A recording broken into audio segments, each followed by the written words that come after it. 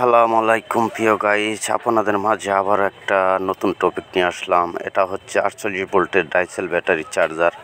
তো চার্জারটি একদম পুড়ে গেছে, রিজেক্ট হিসেবে ফেলে দিয়েছিল। তো আমি চার্জারটি নিয়ে আসলাম। তো দেখুন, অনেক পার্টস খুলেও রেখেছে, মানে একদম বাদ হিসেবেই ফেলে দিয়েছিল। তো একজন আমার কাছে চার্জারটি নিয়ে আসলো। তো আমি এখন দেখব এই চার্জারটি ঠিক ভাবে সার্ভিসিং করে দিব ইনশাল্লাহ। তো দেখুন, এই পুরা চার্জারটি আমরা কিভাবে সার্ভিসিং করি, তো এ নিয়ে আমার ভিডিওটা। তো আপনারা ভিডিওটি একটু লং হলেও ধৈর্য সহকারে দেখবেন, তো আপনাদের উপকার আসবে ইনশাল্লাহ। ভিডিওটি কেউ টেনে টেনে দেখবেন না, স্কিপ করবেন না, তাহলে কিছুই বুঝতে পারবেন না। তো এখন দেখুন আমার চার্জারের অবস্থা একদম পুড়ে গেছে, বুট সহ পুড়ে গেছে, আইসি পুড়ে গেছে, রেস্টুরেন্টগুলি পুড়ে গেছে। তো আমরা এই সার্কিটটি এখন কাজ করব। তো এখানে একটা ক্যাপাসিটার নেই, আমরা ক্যাপাসিটি লাগাবো।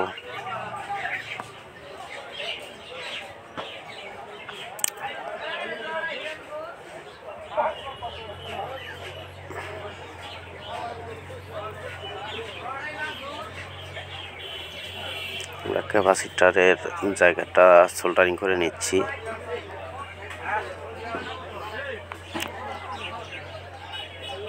দেখুন, আমরা ক্যাপাসিটার লাগিয়ে নিচ্ছি।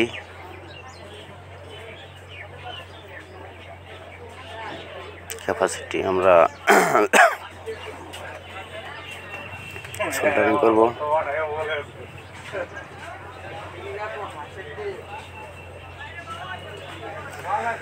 তো এখন আমাদের ক্যাপাসিটি লাগানো শেষ। তো এখন আমরা একটা ছোট্ট একটা সার্কিট ব্যবহার করব, যে সার্কিটটি ব্যবহার করে আমরা এই চার্জারটি ঠিক করব। এই হচ্ছে আমার সার্কিট। তো আমরা পজিটিভটি লাগিয়ে নিচ্ছি মসপ্লেটের মাঝখানের পিনে। দেখুন,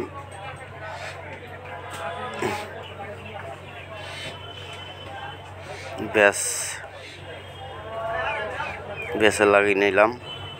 এখন সার্কিটটি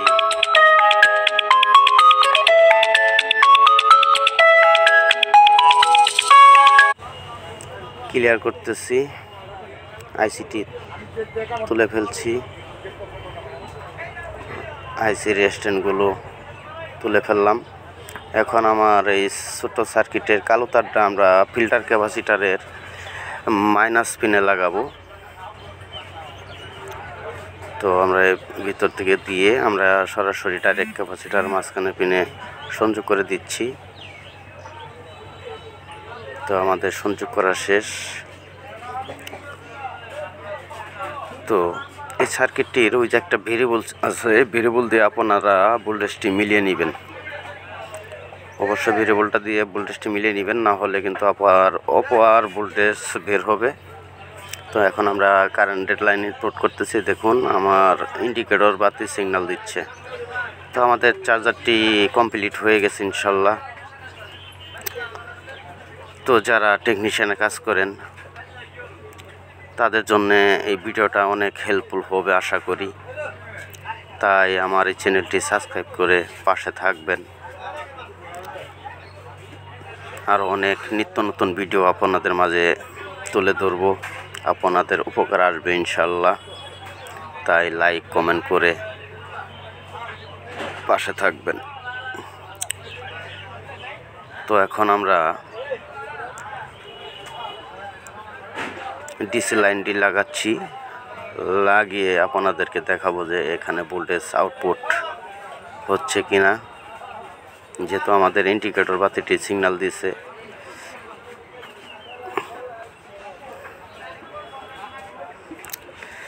তো দেখুন, চার্জারটি একদম বাদ করে দিছিল। তো একটা চার্জারের দাম 1100 টাকা। এই দেখুন, আমার ভোল্টেজ বের হচ্ছে। তো শুধু খুব সীমিত 1 থেকে 150টার মধ্যে আমি চার্জারটি সার্ভিসিং করে নিলাম। তো এসব চার্জার এখন ফেলে না দিয়ে আপনারাই সার্ভিসিং করে নিতে পারবেন এবং আগের তুলনায়ও অনেক মজবুত এবং কি শক্তিশালী হবে। অনেক সুন্দর সার্ভিস, ডাইরেক্ট শর্ট হলেও অন্য সার্কিটটি পুড়বে না, নষ্ট হবে না।